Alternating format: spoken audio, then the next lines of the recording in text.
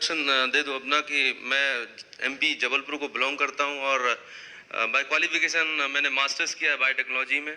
और उसके बाद फार्मा इंडस्ट्री में, फार्मा की इंडिया की one of the best companies में 4 से 5 साल काम किया है। मैं डॉक्टर रेड्डीज एक कंपनी है जहाँ पर मैं सेल्स मैनेजर हुआ करता था और मैं कैंसर मेडिसिन में डील करता था। वो बहुत हाईटेक और बहुत रिसर्च बेस्ड प्रोडक्ट्स होते हैं।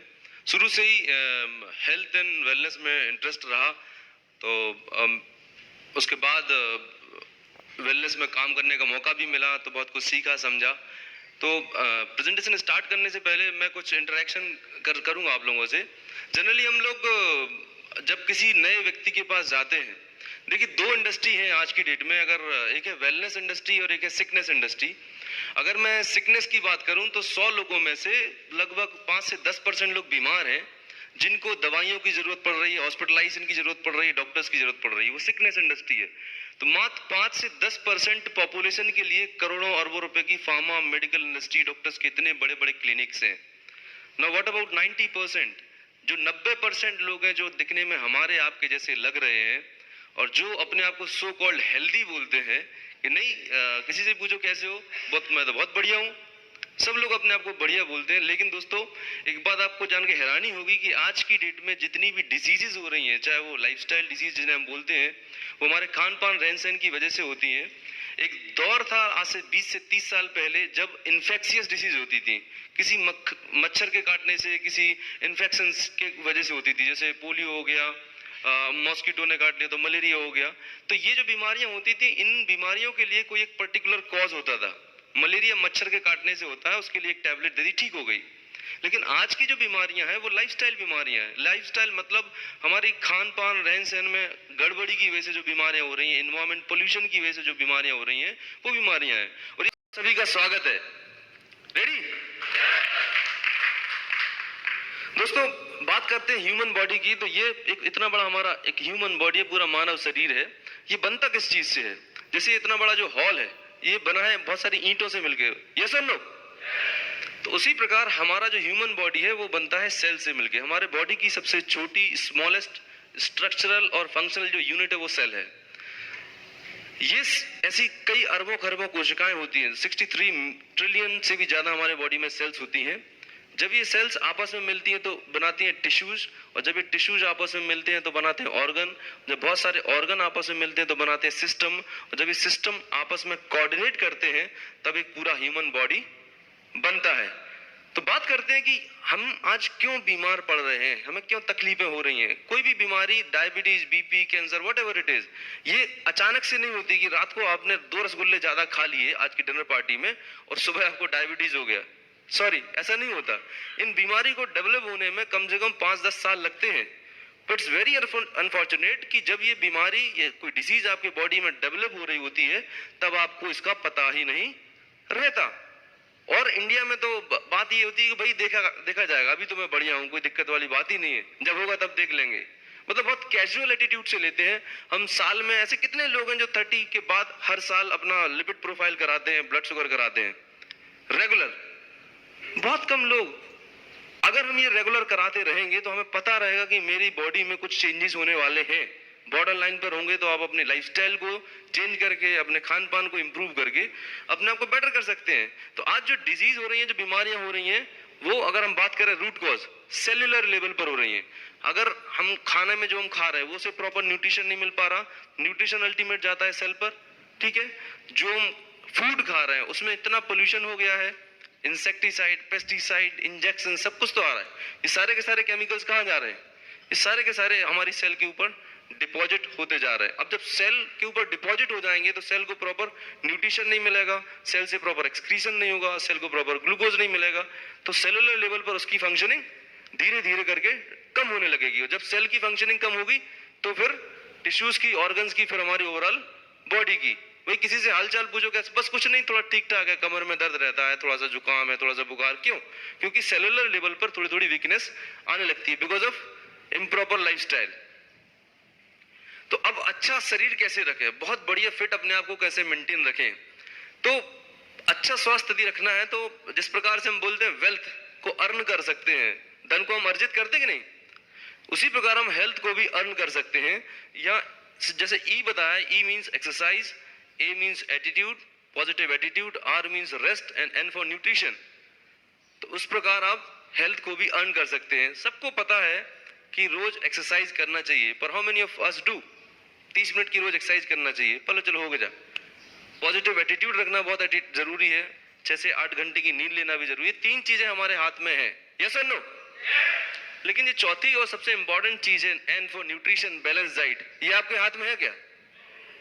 नहीं। कारण पहली बात तो शायद अवेयरनेस नहीं है कि बैलेंस डाइट एक्चुअली होती क्या है, और अगर अवेयरनेस हो भी गई है तो वो सारा फ्रूट्स इकट्ठा करना, इतना खाना जुटा पाना, टाइमली खा पाना बहुत मुश्किल है आज की जो लाइफस्टाइल है। बैलेंस डाइट होती क्या है? तो बैलेंस डाइट अगर होती है, ये एक थाली है, बहुत शानदार सी थाली है, इंडियन थाली है, नॉर्थ इंडियन थाली। बैलेंस डाइट का मतलब है हमारे भोजन में इन बेसिक कंपोनेंट्स का होना, carbohydrate, fat, proteins, vitamin, mineral, fibre और लास्ट दैट इज वाटर। तो ये 5 कंपोनेंट होते हैं हमारी डाइट के अंदर। 6 कंपोनेंट होते हैं, carbohydrate, fat, protein, vitamin, mineral, fibre and water. अब इनकी हमें निश्चित मात्रा चाहिए। कई बार मैं मिलता हूँ कुछ समझदार सो कॉल्ड इंटेलिजेंट लोगों से, मैं बोलता हूँ जी बैलेंस डाइट लेते हो क्या? बोलते हैं हाँ जी लेते हैं। बोले क्या करते हो? बोले 2 रोटी दाल खानी सुबह, ये 2 रोटी दाल रोटी सब्जी खानी, कोई बाहर की चीज खाते नहीं है, मीट मटन मांस कुछ खाते नहीं है, बोले बैलेंस डाइट ले रहे हैं। मैं जी बोलता हूँ कि भाई आप बैलेंस डाइट नहीं ले रहे हो, आप ले रहे हो कंट्रोल डाइट। बैलेंस डाइट और कंट्रोल डाइट में फर्क है। बैलेंस डाइट मतलब ये सारे के सारे न्यूट्रिएंट एक रिक्वायर्ड अमाउंट में आपकी बॉडी को मिलना चाहिए। तो अब ये बैलेंस डाइट का पता कैसे करें, मिलती है कि नहीं मिलती? कार्बोहाइड्रेट, चावल, चपाती, आलू, जो भी आप मीठी चीजें खा रहे हैं या व्हाइट कलर की चीजें खा रहे हैं, कार्बोहाइड्रेट, फैट, घी, तेल, डालडा आपने लिया तो उससे फैट मिल जाएगा। दाल, अंडा, नॉनवेज से प्रोटीन्स, ताजे फ्रूट्स एंड वेजिटेबल्स से, हरी सब्जियों से विटामिन एंड मिनरल्स, फाइबर आपको रेशेदार सब्जियों और फ्रूट से मिल जाएगा। एंड कम से कम 8 से 10 गिलास, लगभग 2 से 3 लीटर पानी हमें पीना चाहिए। ये हमारी बेसिक रिक्वायरमेंट है। अब ऐसे जब हम खाना खाते हैं तो कभी चेक करते हैं कि हमें कितना कार्बोहाइड्रेट मिला, कितना फैट मिला, कितना प्रोटीन मिला? पता ही नहीं रहता। बस हमारा खाना खाने का एक ही पैरामीटर है, पता है क्या? खाना खाया जम के और डकार आ गई, ओम, हमारा टैंक फुल, हम काम पे निकल गए। हमारे पास ऐसी कोई डिवाइस नहीं है, ऐसा कोई मीटर नहीं है कि खाना खाने के बाद में अपने पेट पे लगाऊं, मुझे पता चल जाए मैंने कितना कार्बोहाइड्रेट, कितना फैट खाया। हमारा पैरामीटर जो है खाना खाने का, वो पेट भर खाना होगा, दैट्स इट। उस खाने में कितना प्रोटीन, कितना कार्बोहाइड्रेट मिला, कितना फैट मिला, हमें उसका कोई पता ही नहीं है। तो WHO ने इंडिया में रिसर्च किया, ICMR ने रिसर्च किया है कि हम जो खाना खाते हैं उस खाने में कार्बोहाइड्रेट और फैट, ये 2 मेजर कंपोनेंट्स हैं, इनकी मात्रा जरूरत से ज्यादा हम ले रहे हैं खाने में। कमी किस चीज की है? प्रोटीन्स की, विटामिन, मिनरल्स की और फाइबरस की। तो कार्बोहाइड्रेट, फैट यदि हम ज्यादा लेंगे तो उससे क्या होने वाला है? वजन बढ़ेगा, कोलेस्ट्रॉल बढ़ेगा, और ये 2 मेजर कारण है, ओबेसिटी, ओवरवेट एंड कोलेस्ट्रॉल, जिसकी वजह से बीपी, शुगर हो रहा है। कमी किस चीज की रह जा रही है? Proteins, vitamin, mineral and fibre की। हम जो खाने की बात कर रहे थे तो हमारी लाइफस्टाइल ऐसी हो गई है, मिस्टर रामलाल जी हैं, ऐसी इनकी जिंदगी हो गई है, दिन भर भाग दौड़ है, जंक फूड खाना पड़ रहा है। चाय, मतलब नेटवर्क मार्केटिंग में चाय मना नहीं कर सकते, आपकी मजबूरी है, घर पर जाके चाय पीना है, पर अवॉइड करें। अगर ज्यादा आप दूध की चाय पियेंगे तो आपको गैस्ट्रिक प्रॉब्लम्स होने लगेगी, पेट में गैस, कब्ज, नंबर ऑफ प्रॉब्लम्स रहेंगी। तेल वाले मसाले सब्जियां खा रहे हैं, मतलब हम जीव को संतुष्ट करने के लिए खा रहे हैं, ठीक है, पेट भर रहे हैं, लेकिन उसमें न्यूट्रिशन कहीं मिसिंग है। पोल्यूशन की बात करें तो पिछले 30 साल में जो ग्रीन रेवोल्यूशन हुआ था हिंदुस्तान में, हरित क्रांति की बात करें, हरित क्रांति की वजह क्या थी? Over use of chemicals, pesticide, insecticides. दोस्तों उसका नतीजा आज 20 साल बाद ये है कि पंजाब से एक कैंसर ट्रेन चलाई जाती है टाटा मेमोरियल के लिए। यस सर, क्यों हुआ ये? क्योंकि उन्होंने बॉटल पे लिखा था, भाई बॉटल पे कंपनी ने लिख के दिया था कि आपको 5 ml यूज करना है। जिस किसान ने खरीदा था उन्होंने अपने बताया कि 10 ml डालना है, दुकानदार ने बताया ना 10 ml डालना है, और जब किसान अपने लेबर को बताता है कि खेती में कितना डालना है, वो बताता है 20 ml डाल दो। तो एक्सेसिव यूज ऑफ केमिकल्स की वजह से क्या हो रहा है? अब ये केमिकल क्या हुआ? अगर कोई इंसेक्टिसाइड, पेस्टिसाइड स्प्रे होगा तो ये केमिकल्स हमारे बॉडी में जाएंगे कि नहीं जाएंगे? आज आप जो केला, आम, पपीता खाते हैं, बिना कार्बाइड, इथिलीन के पकाया हुआ नहीं आता। तो ये सारे के सारे जहरीले केमिकल्स हमारे बॉडी में डायरेक्टली इनडायरेक्टली जा रहे हैं। इनसे बचने की कोई व्यवस्था है, कोई अरेंजमेंट है हमारे पास? किसी के पास है अरेंजमेंट? मैं बताता हूं आपको अरेंजमेंट। सबसे पहला अरेंजमेंट, यहां से जाने के बाद आप अपने अपने एक फार्म हाउस बनाना और उसमें जैविक खेती करना शुरू कर देना। प्रैक्टिकली पॉसिबल है क्या? नो। तो अब क्या किया जाए? ये तो केमिकल आपके बॉडी में जाने वाले हैं, ये तो पक्का है, आप घर से निकलेंगे इन केमिकल्स आपके बॉडी में जाएंगे। तो साइंटिस्ट लोगों ने रिसर्च किया कि ये केमिकल्स को निकाला कैसे जाए बॉडी से और इनको निष्क्रिय कैसे किया जाए, इनएक्टिवेट कैसे किया जाए। तो उनके लिए जो डिटॉक्सिफिकेशन के लिए जो प्रोडक्ट्स आते हैं, एक तो आपके पास कौन सा प्रोडक्ट है? Foot patch. Detox foot patch is very good product for detoxification from your body. Second one, antioxidants. कुछ ऐसे विटामिन होते हैं, विटामिन ए, सी एंड ई। यदि आप ये 3 विटामिन रेगुलर अपनी डाइट में लेते हैं तो ये आपके बॉडी को इंटरनल प्रोटेक्शन प्रोवाइड करते हैं। जिस तरीके से यदि लोहे को खुला छोड़ दिया जाए तो जंग लग जाती कि नहीं लग जाती, और उस जंग को प्रोटेक्ट करने के लिए हम उस पर रेड ऑक्साइड बॉर्निश कर देते हैं जिससे उस पर प्रोटेक्शन मिलता है। ठीक ऐसे विटामिन ए, सी एंड ई है जो आपके अंदर एंटीऑक्सीडेंट का काम करते हैं और ऑक्सीडेशन फ्री रेडिकल्स की वजह से जो लाइफस्टाइल डिजीज होती है, इवन कैंसर भी, उनसे प्रोटेक्ट करने में आपको मदद करते हैं। ये कुछ अच्छी आदतें भी हैं लोगों को, तो आई वुड रिक्वेस्ट कि ये भी कहीं ना कहीं हमारी बीमारियों के लिए रिस्पॉन्सिबल है। और फिर सबसे बड़ी जो प्रॉब्लम है वो ग्लोबल ओबेसिटी। आपका वजन का सामान्य से ज्यादा होना अपने आप में कई सारी बीमारियों की जड़ है। मैंने जनरली देखा है कि लोगों को जॉइंट पेन, जो जिन लोगों को हो रहा होता है, आर्थराइटिस जॉइंट पेन हो रहा है, मैक्सिमम ओवरवेट लोगों को होता है। आपका वजन यदि नॉर्मल से ज्यादा है, बीएमआई बढ़ रहा है, तो आपको जॉइंट पेन होने लगेगा। दुर्भाग्य ये है कि जब आप जॉइंट पेन होता है तो आप जाते हैं ऑर्थोपेडिशियन के पास, और ऑर्थोपेडिशियन सिर्फ और सिर्फ आपको पेन किलर देता है, दर्द की टैबलेट दे देगा, दर्द की मलहम दे देगा। कोई गाइड नहीं करता, आपको रिकमेंड नहीं करता कि पहले आपको वेट कम करना पड़ेगा तभी आपका जॉइंट पेन ठीक होगा। तो आई वुड रिक्वेस्ट कि अगर आपको ऐसे कोई मिलते हैं तो सबसे पहले उन्हें बोलिए कि आपका वेट कम करिए, क्योंकि जॉइंट पेन जो प्रॉब्लम हुई है वो joint pain problem main problem नहीं, मेन प्रॉब्लम आपका एक्सेसिव वेट है जिसकी वजह से दूसरी प्रॉब्लम पैदा हुई है। इस तरीके से कई सारी बीमारियां जो ओबेसिटी की वजह से लोगों को हो रही हैं, ओवरवेट की वजह से हो रही हैं। तो एक बार जब बीमारी हो जाती है, अभी तो मैं बहुत प्यार से समझाऊंगा, भाई आप स्पारुलिना ले लीजिए, प्रोटीन ले लीजिए। नहीं जी मैं तो बहुत बढ़िया हूँ, कोई गल नहीं, मैं तो बाद में देखा जाएगा। ठीक है भाई, वेट कर लीजिए। दो एटीट्यूड है हमारे पास, एक तो आज हम कर लें खुशी खुशी, नहीं यहाँ से 5 साल बाद मजबूरी में खाना पड़ेगा। तो क्या चीज बढ़िया है? खुशी खुशी खा लो। क्यों? क्योंकि एक बार अगर ये बीमारी हो जाती है, कैंसर हो गया, हार्ट अटैक हो गया, ब्लड प्रेशर हो गया, ये बीमारी कभी अलार्म नहीं देती कि रात को जाऊं तो मेरे सिर से या कुछ मेरे एक स्लिप निकल जाए बॉडी से कि गुप्ता जी आपको ये प्रॉब्लम होने वाली है। हमारी बॉडी में सिम्टम्स आते हैं कुछ, जनरली सिम्टम्स आते हैं कैसे कि जैसे अगर वुमेन्स को 5, 10, 15 मिनट अगर काम करना पड़ जाए तो थकावट होने लगती है, बैक पेन होने लगता है। ये सिम्टम्स है आपके बॉडी में कैल्शियम की कमी है, आपको कैल्शियम सप्लीमेंट की जरूरत है।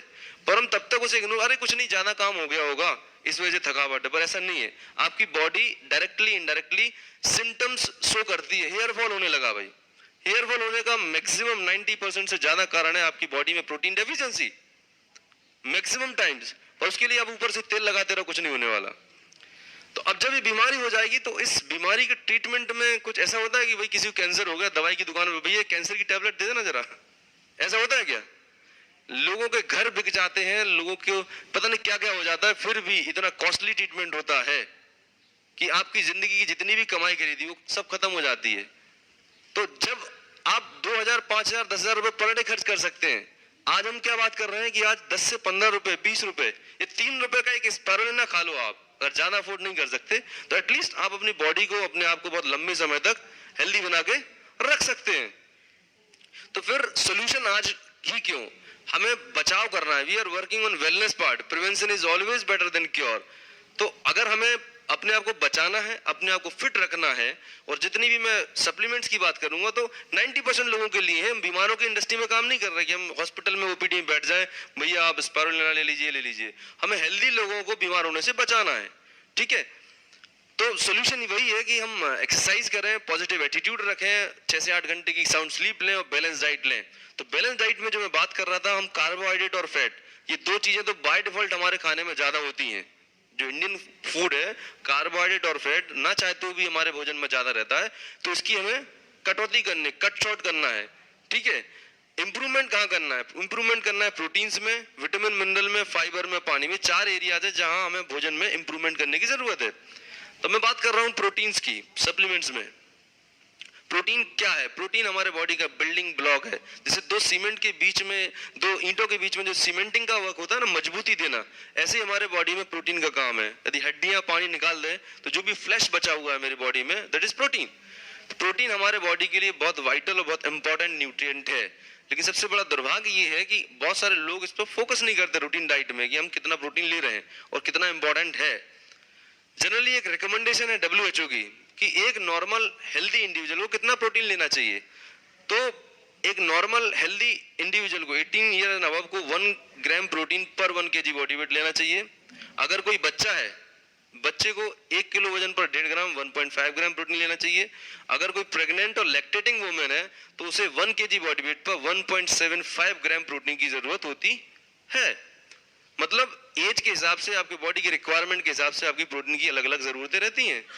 अब अपन चेक करते हैं कि एक नॉर्मल इंडिविजुअल, आप और हम, कितना प्रोटीन अपनी डाइट में ले रहे हैं आज की डेट में, और प्रोटीन क्या काम करता है। प्रोटीन के काम देखें, हमारे बॉडी में प्रोटीन बहुत ही वाइटल और इंपॉर्टेंट काम करता है। स्टार्ट करें, हमारे बॉडी में हेयर, स्किन और नेल, ये सारे के सारे प्रोटीन से बनते हैं।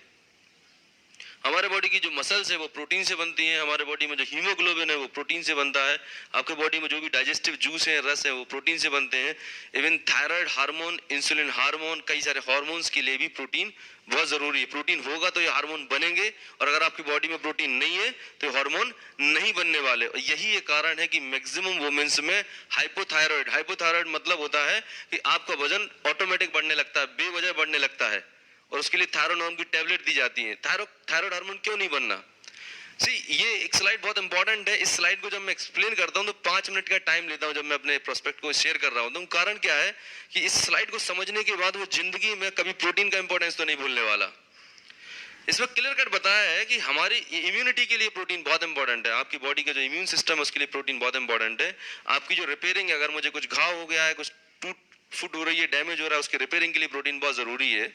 तो हमारी ह्यूमन बॉडी जो है सर, एक मशीन की तरह काम करती है। एक मशीन है, इसमें आप जितना इनपुट दोगे उतना आप आउटपुट निकाल सकते हैं। अब मैं एक सिंपल से एग्जांपल से बात करता हूं कि वैसे कितने लोग हैं सर, आपके पास बाइक है? बाइक आपके पास, बहुत बढ़िया। 1 लीटर पेट्रोल में आपकी बाइक कितना चलती है? 50 किलोमीटर बता रहे हैं। अब मैं उनसे बात करूंगा कि भाई साहब 1 लीटर पेट्रोल में आपकी बाइक चलती है 50 किलोमीटर। एक काम करना, कल पूरा टैंक खाली कर देना, उसमें 250 ml पेट्रोल डालना, और फिर कितने एक्सीलेटर मारना, क्या 50 किलोमीटर चलेगी? सवाल ही पैदा नहीं होता, नहीं चल सकती। उसका रीजन कि डिमांड जितनी थी उतनी हमने नहीं दी। ऐसी हमारी बॉडी है। मेरी बॉडी को एवरेज ऑन स्टैंडर्ड की बात करूं, एक normal individual 60 to 70 grams protein per day चाहिए रहती है। अगर मैं सफिशिएंट प्रोटीन नहीं ले रहा तो क्या होने वाला है? अगर मैं सफिशिएंट प्रोटीन नहीं लूंगा तो सबसे पहले हेयर फॉल होना शुरू हो जाएंगे, मस्कुलर वीकनेस शुरू हो जाएगी, थकावट लगने लगेगी। अब बाल झड़ने शुरू हुए तो टीवी में ढेर सारे एडवर्टीजमेंट्स आते हैं कि ये शैम्पू लगाएंगे तो ये हो जाएगा, किस परी तेल में आप लगाएंगे तो बाल झड़ने रुक जाएंगे। मैं बोलता हूँ तेल लगाओ मत, तेल में डुबकियां लगा लो तो जिंदगी में बाल नहीं झड़ने रुकने वाले, अनटिल एंड अनलेस आप अपनी डाइट में प्रोटीन इंटेक इंप्रूव नहीं करते। क्योंकि जब तक आप न्यूट्रिशन आप अंदर से नहीं लेंगे तो रूट तो अंदर रहने वाली है कि नहीं। तो प्रोटीन हमारे बॉडी के लिए बहुत वाइटल इंपॉर्टेंट है। लोगों को इंसुलिन के इंजेक्शन लगने लगते हैं टाइप 2 डायबिटीज में। जब क्रॉनिक हो जाता है लंबे समय तक, आपकी बॉडी में इंसुलिन बनना ही बंद हो गया। क्यों बंद हो गया भाई? भगवान ने जब पैदा किया था तो मेरे बॉडी में पैंक्रियाज भी लगा के भेजा था, बीटा सेल्स भी बना के भेजी थी। मैं अपनी बॉडी में 60 ग्राम प्रोटीन नहीं दे रहा हूं, मैं कितना प्रोटीन दे रहा हूं? 10 से 20 ग्राम। तो जब पर्याप्त प्रोटीन नहीं दूंगा अपनी बॉडी में तो वही बात हो गई कि क्या क्या मैनेज करेगी। तो थोड़े से बाल बना दिए, थोड़ा सा थायराइड बना दिया, थोड़ा सा इंसुलिन, मतलब काम चलता रहेगा। और एक दिन ऐसा आएगा कि हमें सीधा कोई ना कोई बड़ी डिसीज डेवलप हो जाएगी। तो बात करें कि कितना प्रोटीन ले रहे हैं, तो नॉर्मल मैंने बताया कि लगभग एक स्टैंडर्ड की बात करें 60 से 70 ग्राम एक नॉर्मल इंडिविजुअल को प्रोटीन पर डे चाहिए रहता है। यहाँ पर एक सिंपल सा कैलकुलेशन है, आप नेट पे भी चेक कर सकते हैं। यदि 1 गिलास दूध आप ले रहे हैं पर डे तो at least you are getting 2 grams of protein. दाल ले रहे हैं तो लगभग 2 ग्राम प्रोटीन आपको मिल रहा है। रोटी से, एक नॉर्मल सी रोटी अगर आप ले रहे हैं 1 ग्राम प्रोटीन। तो सारे लोग अपने अपने कॉपी पेन पे थोड़ा सुबह से लेकर रात तक की अपनी डाइट टोटल करें और चेक करें कि आप कितना प्रोटीन ले रहे हैं। अगर नॉर्मली इंडिविजुअल देखा जाए तो यदि आपने गलती से 1 गिलास दूध ले लिया तो आपको 2 ग्राम प्रोटीन, दिन में आप दाल खाते हैं तो 2 ग्राम वहां से मिल जाएगा। अगर अच्छी डाइट है 10 रोटी वहां से खा लिया तो 10 ग्राम मिल जाएगा। खींच तान के बहुत अच्छे आप तरीके से खा रहे हैं तो 15, 20, मैक्सिमम 25, 30 ग्राम पे आपकी कहानी खत्म। आपको जरूरत कितनी थी? 60 to 70 ग्राम प्रोटीन की, और आप सप्लाई कितना कर रहे हैं? 25 से 30 ग्राम। अब बात आती है बॉडी की, मशीन की बात करूं, अपने बॉडी की बात करूं, हमारा शरीर एक दिन अपनी कमी झेल लेगा, एक महीने, एक साल, 2 साल, 4 साल, 10 साल, 15 साल, क्या होगा?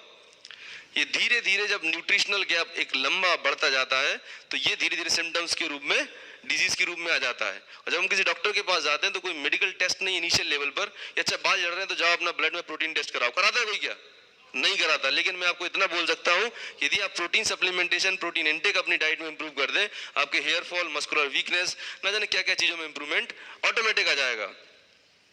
बात तो ये Indian council of medical research का डेटा है, 80% इंडियन अपनी डाइट में अपनी जो रिक्वायर प्रोटीन है उसका 50% भी नहीं लेते। 80% इंडियन, सब पढ़े लिखे, सब कुछ अगर हम मान के चले, सफिशिएंट प्रोटीन नहीं ले पा रहे। रीजन अवेयरनेस भी नहीं, और इतना प्रोटीन यदि लेने चले तो खाना कितना खाना पड़ेगा? जरूरत थी 60 ग्राम की, हम ले रहे हैं 30 ग्राम, 20 से 30 ग्राम। कमी कितने की? 30 से 40 ग्राम प्रोटीन हमारे डाइट में कम है पिछले 5, 10, 15 साल, 20 साल से। इसकी पूर्ति कैसे करी जाए? कैसे कर सकते पूर्ति? 2 तरीके हैं। एक सबसे पहला तरीका, मैं आसान तरीका बताता हूं कि भाई अपनी डाइट को थोड़ा सा और बेटर कर लो। कैसे? कि कल से काम करना, 20 से 30 रोटी खाना शुरू कर दो, 10 से 15 कटोरी दाल और 5 से 10 लीटर आप दूध पीना शुरू कर दोगे तो आपको लगभग 60 ग्राम प्रोटीन मिल जाएगा। बोलता है जी क्या कर रहे हो, इतना तो खा ही नहीं सकता, खा लिया तो पचाएगा कैसे? तो मैं बोलता हूँ फिर इसके अलावा और क्या हो सकता है? बोले कोई और कोई शॉर्टकट है क्या? मैंने कहा है, एक काम करो, ये प्रोटीन पाउडर आता है वेस्टीज का, 1 चम्मच प्रोटीन पाउडर सुबह, 1 चम्मच शाम को किसी भी चीज में मिक्स करके, ये टेस्टलेस प्रोटीन पाउडर होता है, 82% प्योर प्रोटीन है, कोई कलर, कोई फ्लेवर, कोई प्रिजर्वेटिव नहीं है, सारे के सारे 20 एसेंशियल अमाइनो एसिड्स हैं इसके अंदर, इजीली डाइजेस्टेबल है। चूंकि टेस्टलेस है तो आप किसी भी फूड प्रिपरेशन में से ऐड कर सकते हैं। आप चाहे तो दूध में मिला के शेक बना सकते हैं, आटे में डाल के रोटी, पराठा, व्हाटएवर इट इज, आप किसी भी चीज में मिक्स करके से ले सकते हैं। तो अब 1 चम्मच प्रोटीन पाउडर सुबह, 1 चम्मच शाम को आप लेंगे तो एटलीस्ट आपको 10 से 20 ग्राम प्रोटीन यहाँ से मिल जाएगा, और थोड़ा सा आप अपनी डाइट में इंप्रूव कर लेंगे तो आपकी बॉडी की जितनी रिक्वायरमेंट थी एटलीस्ट वो आपने कवर कर पाई। तो इस तरीके से हम, प्रोटीन पाउडर की नीड ऑलरेडी होती है, हर इंसान को नीड है, पर इस प्लान के थ्रू मैं नीड को नर्चर कर रहा होता हूं, उसे एहसास करा रहा होता हूं कि आपको प्रोटीन की क्यों जरूरत है। बात करें प्रोटीन में, अरे वाह, ये मार्केट के ब्रांड्स हैं, कितने लोगों घरों में ये डिब्बे दिखाई देते हैं? कितने लोग घरों में है छोटे छोटे बच्चों के लिए बॉर्नवीटा, हॉर्लिक्स रहते, मार्केट के ब्रांड्स यूज करते हैं। मैं बात करता हूं कि आपके बच्चे को प्रोटीन चाहिए, बराबर है, प्रोटीन चाहिए तो इसके लेवल पे हम चेक करें, ये एक लेवल है पूरा, इस लेवल में ऊपर लिखा रहता है कि पर 100 ग्राम में आप कितना प्रोटीन दे रहे हैं, एवरी 100 ग्राम में पूरा कंपोजिशन लिखा हुआ है। आप ये चेक करेंगे किसी भी मार्केट के ब्रांड्स में आपका प्रोटीन परसेंटेज जो रहेगा आउट ऑफ 100 ग्राम, 100 ग्राम में 8 ग्राम प्रोटीन पाउडर है, 100 ग्राम के डिब्बे में मात्र 8 ग्राम प्रोटीन पाउडर है, रेस्ट इसमें साफ शब्दों में लिखा हुआ 85 ग्राम शुगर एंड कार्बोहाइड्रेट, बचा हुआ जो रह गया वो चॉकलेट का फ्लेवर है, कलर से। मतलब मार्केट का जो ब्रांड है आउट ऑफ 100 ग्राम में 7 से 8 ग्राम प्रोटीन है, बाकी का शक्कर और कलर, फ्लेवर, प्रिजर्वेटिव्स हैं। बच्चे को क्या चाहिए था, प्रोटीन या शक्कर? पर हम खिला क्या रहे हैं इनडायरेक्टली? शक्कर, क्योंकि अवेयरनेस नहीं है, पता नहीं, सामने वाले को भी नहीं पता। टीवी में बड़ा बड़ा विज्ञापन आएगा, उस पर देखा उन्होंने छोटी सी बॉल फ्री दे दी, कोई स्टिकर दे दिया, बच्चे ने रोया, आपने वो लाके दे दिया। बच्चा, आपके घर में ऐसे 50 डिब्बे किचन में लगा के रखे हुए हैं सुंदर से, किसी में दाल, किसी में मसाले भरे हुए हैं, पर हमारा पप्पू राम जाके था, ऐसा कोई फर्क नहीं पड़ा, 5 साल से पिला रहे हैं। तैयारी जीत की नहीं, तैयारी जो है ना वो वहीं की वहीं बने रहने की है। ऐड आता है ना इसका। नेक्स्ट, तो why Vestige protein powder? Vestige protein powder की जब मैं कीमत बताता हूं तो उससे पहले जस्टिफाई करना होता है कि आप क्यों 600 रुपए का प्रोटीन पाउडर लेंगे। हियर इट इज, हमारा प्रोटीन पाउडर 200 ग्राम का है, 600 रुपए का डिब्बा, 600 रुपए में आता है 200 ग्राम। उसे लगेगा भाई ये बहुत महंगा है, नॉर्मल प्रोटीन पाउडर तो 100-150 रुपए में आ जाता है, ये 200 रुपए में, मतलब 200 ग्राम का डिब्बा 600 रुपए में। अब मैं बात करता हूं कि हमें प्रोटीन की जरूरत थी, शक्कर की जरूरत नहीं थी। शक्कर यदि मैं बोलूं आपसे कि आप मैं आपको चॉकलेट फ्लेवर मिक्स करके 1000 रुपए किलो में चीनी बेचूं तो आप खरीदेंगे क्या मेरे से? कोई नहीं खरीदेगा। लेकिन इनडायरेक्टली हम मार्केट जो प्रोडक्ट्स हैं हम 800, 900, 1000 रुपए किलो इनडायरेक्टली चीनी खरीद रहे हैं। कॉस्ट की बात मैं करूं कि यहाँ पर वेस्टीज प्रोटीन पाउडर के अंदर 10 ग्राम में 8.2 ग्राम प्रोटीन होता है। 10 ग्राम की एक चम्मच में 8.2 gram protein without any colour, flavour, preservatives. Market के 100 ग्राम के डिब्बे में 7 ग्राम होता है।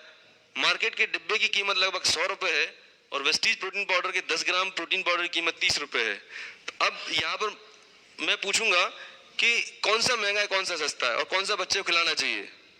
जवाब देंगे आप? क्यों खिलाना पड़ेगा?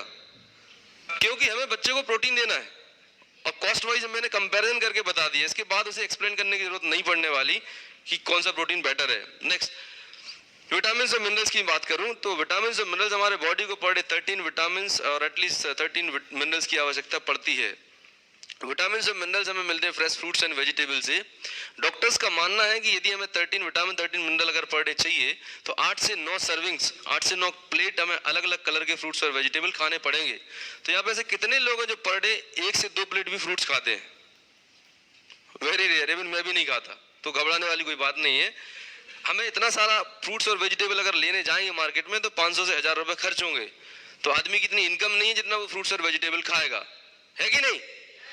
तो इतने सारे विटामिन और मिनरल्स को लेने के लिए एक बहुत अच्छा अल्टरनेट है और वो है स्पारुलिना।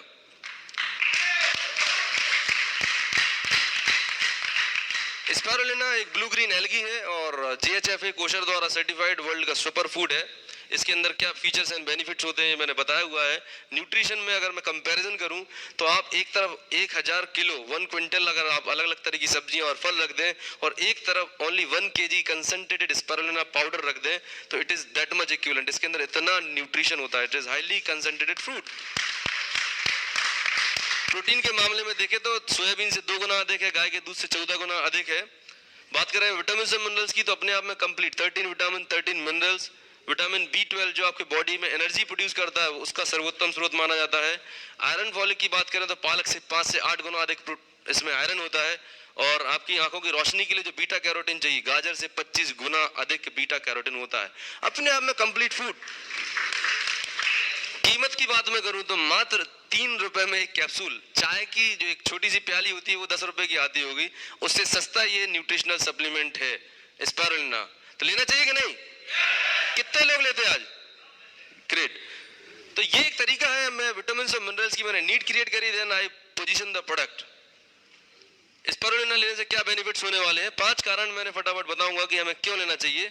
शरीर को अंदर से मजबूत बनाता है, खराब कोलेस्ट्रॉल को कम करता है। इसमें गामा लेनोलिक एसिड होता है, GLA होता है, अल्फा लेनोलिक एसिड होता है, ये खराब कोलेस्ट्रॉल को कम करता है। शरीर को अंदर से साफ करता है, डिटॉक्सिफाई करता है, आपके डाइजेशन सिस्टम को इंप्रूव करता है। बेहतर एंटीऑक्सीडेंट जो मैं बता रहा था, जो इंसेक्टिसाइड पेस्टिसाइड केमिकल जो जा रहे हैं, क्योंकि इसके अंदर सारे विटामिन और मिनरल्स हैं, it also provides you better antioxidant protection. तो ये इतने सारे बेनिफिट्स हमें स्पारुलिना देता है। तो इस तरीके से जनरली मैं शेयर करता हूँ कि हमें क्यों विटामिन मिनरल लेना चाहिए, क्यों प्रोटीन्स लेना चाहिए। नाउ बहुत जल्दी मैं बताऊंगा कि बीपी क्यों होता है। जैसे भारत ने बताया कि पिक्चर्स बहुत ज्यादा बोलती हैं, यदि मैं हवा में बात करूंगा तो समझ में नहीं आएगा, लेकिन मैं डायग्राम से एक्सप्लेन कर रहा हूँ हेल्थ प्लान को तो लोगों को थोड़ा सा जल्दी क्लिक होता है। मैं बताता हूँ कि जब हम पैदा हुए थे तो हमारी आर्टरीज ऐसी नीट एंड क्लीन होती थी, लेकिन जैसे जैसे हम बड़े होते जाते हैं हमारे आर्टरीज में ये बेकार कोलेस्ट्रॉल जमता है। बेकार कोलेस्ट्रॉल आता कहाँ से है? ये कोलेस्ट्रॉल वो कोलेस्ट्रॉल है जो हम घी तेल डालडा रूटीन में हम जो रिफाइंड ऑयल यूज कर रहे होते हैं वो धीरे धीरे जमता जाता है। तो भाई निकलता क्यों नहीं है? निकालने के लिए हमारे बॉडी में ओमेगा 3 होना चाहिए। दुर्भाग्य ये है कि हमारी बॉडी, मेरी body, human body omega 3 automatic नहीं बना सकती, आपको इसे बाहर से लेना पड़ेगा। बाहर से ओमेगा 3 किस चीज में मिलता है? यदि मैं वेजिटेरियन सोर्स की बात करूं तो अखरोट में मिलेगा, ऑलिव ऑयल में मिलेगा, अलसी में मिलेगा जिस फ्लैक्स सीड में बोलते हैं, और नॉन वेजिटेरियन सोर्स है सैल्मन फिश में मिलेगा। तो आप में से कितने लोग हैं जो रेगुलर बेसिस पे अलसी खाते हैं, ऑलिव ऑयल खाते हैं या ये सब चीजें, अखरोट खाते हैं? कोई नहीं खाते। इसीलिए हिंदुस्तान में 30, 35, 40 तक पहुंचते पहुंचते हर दूसरे तीसरे आदमी को बीपी होने वाला है या हो चुका है। उसका बेसिक फंडामेंटल कॉज ये है कि ये आर्टरीज में तो जाम लगने वाला है, क्योंकि हम जो ऑयल खा रहे हैं वो ऑयल भी 100% शुद्ध ऑयल नहीं है, वो पाम ऑयल होता है, उस पर सोयाबीन को मिक्स करके 80 रुपीज लीटर में बेचा जाता है। वो it is not good for your health. तो ये जब तक डिपॉजिट नहीं निकलेगा तब तक हमें बीपी से कोई नहीं बचा सकता। बीपी हो गया जी। बीपी क्यों हो गया? क्योंकि एक बहुत हार्ट को प्रेशर करना पड़ेगा, 120/80 आपके पैरामीटर डिस्टर्ब होंगे, बीपी हो गया। सबसे पहले डॉक्टर के पास जाएंगे, डॉक्टर क्या करेगा? आपको बीपी हो गया, आपको एक टैबलेट दे देगा। ये टैबलेट पता क्या करेगी? ये हाइपरटेंसिव जो मरीज होता है ना उसका एंटरटेनमेंट करती है। जो टैबलेट है, ये टैबलेट आपके बैड कोलेस्ट्रॉल को नहीं निकालने वाली, रिमेंबर। ये टैबलेट आपके आर्टरीज का जो डायमीटर है ना, इसको 24 घंटे के लिए फैला देगी आर्टरी को, और हार्ट को ऐसा लगेगा कि नॉर्मल बीपी हो गया, चलो जी पार्टी होने दो, फिर वही बटर नान और सब चीज चलेगा। आपको लग रहा है हम लोग टैबलेट खा रहे हैं, और आपको लाइफ लॉन्ग टैबलेट क्यों लेनी पड़ती है? इसका रीजन ये है कि जब तक टैबलेट का इफेक्ट रहता है आपकी बॉडी में, तब तक ये आर्टरी डायलेट रहेगी, फैली रहेगी। जैसे ही टैबलेट का असर खत्म, फिर आपकी आर्टरी नैरो हो जाएगी, फिर आपको हाइपरटेंशन की वजह से घबराहट, बेचैनी होने लगेगी। टैबलेट से भी असर नहीं हुआ तो फिर आगे क्या जाते हैं? फिर बड़े सर्विस सेंटर जाना पड़ता है। तो बड़े सर्विस सेंटर में क्या होने वाला है? आपको थोड़ा सा चेस्ट पेन हुआ, डॉक्टर साहब ने बोला भाई लेट जाओ। लेटने के बाद आपको कैथेटर से ये बैलून डाला जाएगा, और आप ये इंपॉर्टेंट चीज ये देखिएगा कि इस प्रोसेस में जो एंजियोप्लास्टी है, एंजियोप्लास्टी में क्या करने वाले हैं कि जो डिपॉजिट कोलेस्ट्रॉल है इसको तो नहीं निकाल रहे, डिपॉजिट कोलेस्ट्रॉल को नहीं निकाल रहे, सिर्फ आर्टरीज में जहां प्रॉब्लम थी, जहां आपको ज्यादा ब्लॉकेज था, बैलून से उसको इन्फ्लेट किया, फैला दिया, और उसको अपनी जगह बनाए रखने के लिए मेटल का स्टेंट लगा दिया। इसकी कीमत होती है 2 लाख रुपया। सोचिए तो सही, मेडिकल साइंस, मैं किसी डॉक्टर या मेडिकल साइंस के अगेंस्ट नहीं हूं, लेकिन प्रॉब्लम क्या थी? प्रॉब्लम थी पुराना डिपॉजिट कोलेस्ट्रॉल। डिपॉजिट कोलेस्ट्रॉल को तो हटाया नहीं उन्होंने, उसके लिए टेम्परेरी एक स्टेंट लगा दिया, उसकी 2 लाख रुपए फीस ले ली आपसे। उसके बाद आपने फिर वही आलू भजिए, समोसे, बंडे, पराठा घी खाना शुरू कर दिया, फिर बैड कोलेस्ट्रॉल गया, प्रॉब्लम और बढ़ गई।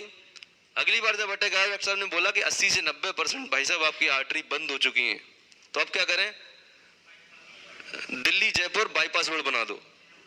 मतलब यहाँ पे बहुत ट्रैफिक जाम हो गया, खून नहीं निकल सकता, आपकी एक आर्टरी निकाली और यहाँ पर अटैच कर दी, that is called bypass surgery. 4 से 5 लाख रुपए का ट्रीटमेंट। ध्यान से देखने वाली बात यह है कि इतने महंगे महंगे ट्रीटमेंट में जो पुराना डिपॉजिट कोलेस्ट्रॉल है वो एज इट इज रहा है, सिर्फ सिम्टोमेटिक रिलीफ दिया गया है। एंजियोप्लास्टी बाईपास के बाद भी लोगों को ब्रेन हेमरेज, अटैक, पैरालिसिस होता है कि नहीं होता? रीजन की उनकी बॉडी में डिपॉजिट कोलेस्ट्रॉल स्टिल है। तो मेरा अगला क्वेश्चन ये रहता है कि सर आपको ये बड़े सर्विस सेंटर जाना है, ये इससे बचना है। बोले नहीं भैया हमें बचा लीजिए, उसके लिए क्या करना पड़ेगा? फ्लेक्स ऑयल खाना पड़ेगा। यदि 2 लाख 5 लाख रुपए लगाने से बचना है, you need to take flax oil, अलसी का तेल। ये फ्लेक्स ऑयल क्या है? फ्लेक्स ऑयल, अलसी, जो लिंसीड बोलते हैं, हिंदुस्तान में बहुत पहले खाया जाता था, और हमारे जानवरों को खिलाया जाता था, दुधारू पशुओं को खिलाया जाता था। कभी गाय भैंस को देखा कि हार्ट अटैक आया हो? नहीं आया, क्योंकि वो अलसी खाती है। और हमारे यहाँ कल्चर जो होता है, जो एक बोले अलसी मतलब लोएस्ट ग्रेड का होता है, टेस्ट में नहीं रहता, इसलिए लोग खाते नहीं है। पर अलसी जो फ्लेक्स ऑयल है, इसमें मछली के तेल की तुलना में 50% से ज्यादा ओमेगा 3 होता है। It's highly concerted in omega 3। The best part is that कि ये हाइपरटेंशन में ये बेकार जो डिपॉजिट कोलेस्ट्रॉल है, इसे धीरे धीरे करके रिमूव कर देता है, और तकी मांसपेशियों के लिए बहुत बेनिफिट करता है। बेस्ट पार्ट कि इसके अंदर डीएचए होता है। डीएचए प्रेगनेंसी के लास्ट ट्राइमेस्टर में बहुत बहुत इंपॉर्टेंट है। जो ब्रेन टिश्यू कल बता रहे थे 70 to 80% ओमेगा 3 से बनता है, ईपी एंड डीएचए। ज्यादातर कॉम्प्लिकेशंस क्यों होते हैं ड्यूरिंग प्रेगनेंसी? कि उनको प्रॉपर प्रोटीन नहीं मिलता और ओमेगा 3 नहीं मिलता। अगर ये दो चीजें मिलाए दे दी जाए प्रॉपर सफिशिएंट क्वांटिटी में, protein, omega 3, calcium and iron, तो 99% चांसेस ऐसे हैं कि ड्यूरिंग प्रेगनेंसी कॉम्प्लिकेशन नहीं होंगे, और जो बेबी की डिलीवरी होगी वो बहुत हेल्दी और अच्छा होने वाला है। इसके कई सारे मेरे एग्जाम्पल्स हैं जिनको मैंने रिकमेंड किया, एडवाइस किया है। दूसरी सबसे अच्छा इंपॉर्टेंट रिजल्ट है कि ये डायबिटीज, जो क्रोनिक डायबिटीज हो चुकी है, जिनको इंसुलिन की ज्यादा डोजेस लेने पड़ रहे हैं, उसको भी कम कर देता है। रीजन क्योंकि आपके बॉडी में डिपॉजिट विसरल फैट जब निकलने लगता है तो ऑटोमेटिक आपकी बॉडी नॉर्मल फंक्शन करने लगती है, धीरे धीरे इंसुलिन पर डिपेंडेंसी कम हो जाती है। तो एक बात तो हमने ये कर ली कि भाई पुराना डिपॉजिट कोलेस्ट्रॉल था वो तो निकाल दिया, अब दोबारा जब नया ना जमे उसके लिए क्या करेंगे? दोबारा से नया कोलेस्ट्रॉल, जो बैड कोलेस्ट्रॉल आया कहाँ से था? हमारे घी, तेल, डालडा से आया था। अगर हम वही दोबारा खाते रहेंगे तो फिर ये जमेगा। एक तरफ से हम तो निकाल रहे हैं, दूसरी तरफ से हम डिपॉजिट कर रहे हैं। तो अब नया ऐसा काम क्या करें जिससे नया कोलेस्ट्रॉल, बैड कोलेस्ट्रॉल हमारे बॉडी में डिपॉजिट नहीं हो? Very nice, root cause he खत्म कर दो। आपको अपने खाने में खाने का तेल बदलना है, because light house rice bran oil, rice के जो आउटर कवर उससे बनता है। आप सब लोग लीडर्स हैं, सब पता है details. Basically it is recommended, endorsed bye American heart association, national institute of nutrition Hyderabad and WHO। इसके अंदर गामा ओराइजोनोल एक एक्टिव कंपोनेंट होता है जो आपकी आर्टरीज में जो एथेरोस्क्लेरोसिस की प्रोसेस होती है, जिसे बोलते हैं आर्टरी नैरो होने की प्रोसेस, उसको प्रिवेंट करता है, ब्लॉक करता है। इसके बाद एक और चीज है जैसे बता दे, ये फिजिकली रिफाइंड है, मार्केट में भी रिफाइंड ऑयल मिलते हैं। इसके अंदर गामा मतलब ओरिजिनल होता है। गामा ओरिजिनल एक एक्टिव कंपोनेंट होता है जो आपकी आर्टरी में जो सक्रिय होने की जो प्रोसेस होती है उसे साइंस में बोलते हैं एथीरोस्क्लेरोसिस। एथीरोस्क्लेरोसिस की प्रोसेस को ब्लॉक करता है, आपकी आर्टरीज को हेल्दी रखता है, उनकी फ्लेक्सिबिलिटी को मेंटेन रखता है। लाइट हाउस के सबसे बेनिफिट्स क्या है? सबसे बढ़िया बात तो ये है कि ये हार्ट को अच्छा रखता है। दूसरी इसके इंग्रेडिएंट्स हैं, ये थोड़ा सा मैंने स्टडी करके निकाला है। इसके अंदर एक फेरुलिक एसिड एक्टिव कंपोनेंट होता है लाइट हाउस के अंदर, जो 40 के बाद मेनोपॉजल वुमेन्स के लिए बहुत बहुत बिल्कुल अमृत जैसा है। Yes yes yes, I will repeat it. Ferulic acid जो होता है वो महिलाओं के लिए, जो 40 के बाद महिलाएं जब एजिंग हो रही होती है तो हॉट फ्लैशेस होना, चिड़चिड़ापन, हार्मोनल डिस्टर्बेंस होते हैं, उनको रेगुलेट करने के लिए बहुत अच्छा रिजल्ट देता है। राइस ब्रेन ऑयल के अंदर एस्क्विलिन्स होते हैं। एस्क्विलिन जो बेसिकली होता है हमारी स्किन में नेचुरली पाया जाता है। आप वेबसाइट पर जाके देखें, गूगल पर डालें एस्क्विलिन के बारे में, तो दुनिया के ऐसे कई सारे देश हैं जहाँ राइस ब्रेन ऑयल के कॉस्मेटिक्स बनाए जाते हैं। एस्क्विलिन के जो हमारा जो कॉम्प्लेक्सन बार आता है ना, ऐसे बार्स, ऐसे क्रीम्स, ऐसे ऑयल्स बनाए जाते हैं राइस ब्रेन ऑयल के, बिकॉज इसमें स्किन को अच्छा करने के लिए एंटी एजिंग की कई सारी प्रॉपर्टी होती है राइस ब्रेन ऑयल के अंदर। नेक्स्ट, कैंसर के प्रिवेंशन के लिए इसमें ये मेजर इंग्रेडिएंट्स होते हैं। नर्वस सिस्टम को हेल्दी रखने के लिए इसके अंदर विटामिन ई होता है। आप चेक कर लेना मार्केट में किसी कुकिंग ऑयल के अंदर, इवन घी के अंदर भी इतना सारा न्यूट्रिशन नहीं होता है जितना राइस ब्रेन ऑयल के अंदर होता है। तो चेंज कर सकते हैं अपने कुकिंग ऑयल। यस, सबसे अच्छी बात यह है राइस ब्रेन ऑयल के अंदर कि इसका जो ऑक्सीडेशन पॉइंट, मतलब नॉर्मल जो कुकिंग ऑयल हम बनाते हैं तो उसमें धुआं छोड़ता है जब ज़्यादा आप गर्म करते हैं, लेकिन राइस ब्रेन ऑयल चूंकि इसका ऑक्सीडेशन जो टेम्परेचर बहुत हाई रहता है, बाजार के जो ऑयल रहता है, रिफाइंड ऑयल होते हैं, जब एक बार आप रिसाइकिल कर लेते हैं, आपने पूड़ियाँ बनाई, आप उसे दोबारा तिबारा रिसाइकिल करेंगे तो बहुत थिक होता जाएगा, है ना, उसके अंदर बैड स्मेल आने लगेगी और वही हमारे बॉडी के लिए नुकसान करता है। लेकिन राइस ब्रेन ऑयल को जब आप रिसाइकिल करेंगे तो उसकी जो विस्कोसिटी है, जो पतलापन है, वो बरकरार रहता है, ऑक्सीडाइज नहीं होता है। और दूसरी बात यह है कि खाना पकाने में कम यूज होता है। नॉर्मल तेल अगर आपको 1 लीटर लग रहा है तो ये शायद 600-700 ml लगेगा, तो 30 से 40% इसका कम कंजप्शन है as compare to normal cooking oil.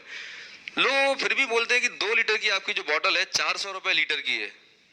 400 रुपए लीटर, 350 रुपए डिस्ट्रीब्यूटर कॉस्ट। नॉर्मल ऑयल आता है कितने का जैन सर? 100-130 रुपए का। फिर उसके लिए एक और दवाई देनी पड़ती है। मैं पूछता हूँ भाई साहब आपके पास कार या 2 व्हीलर है?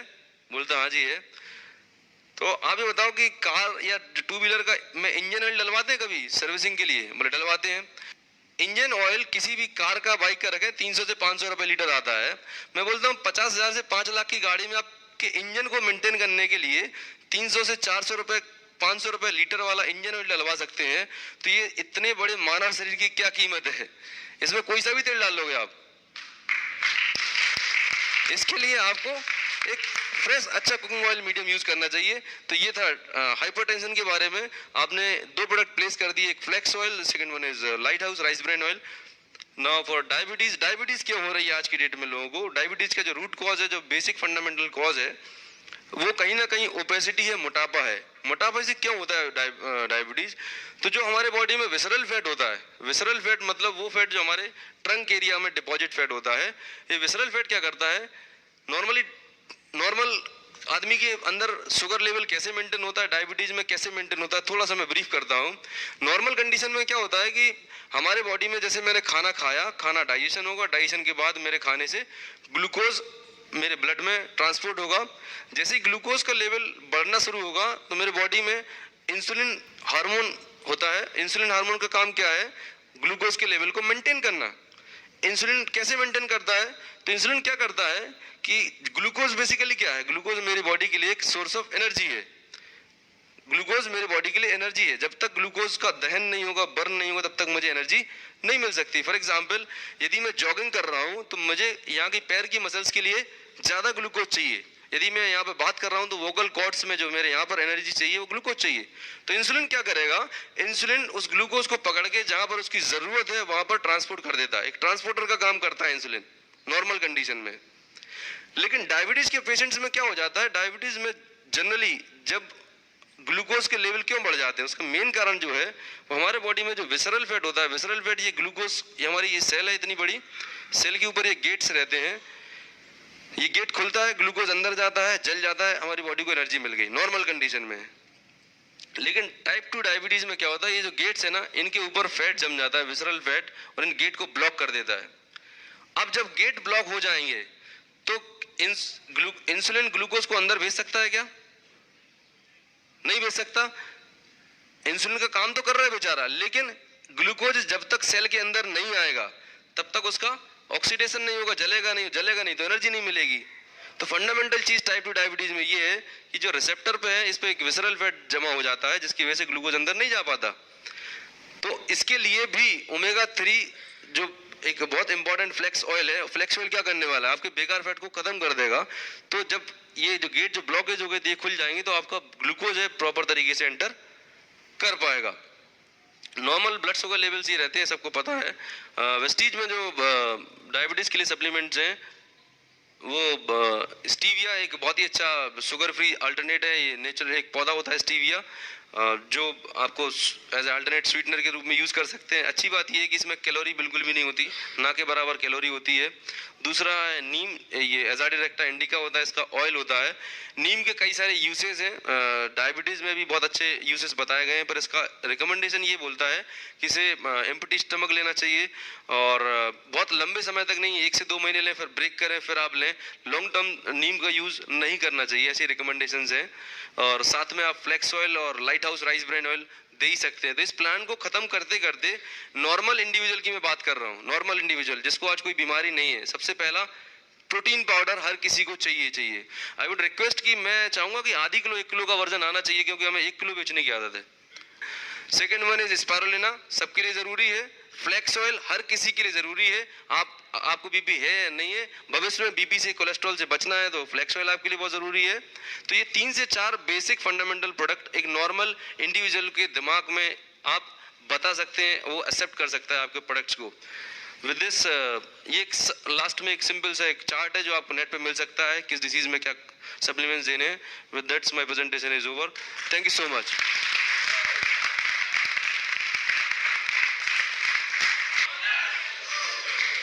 Business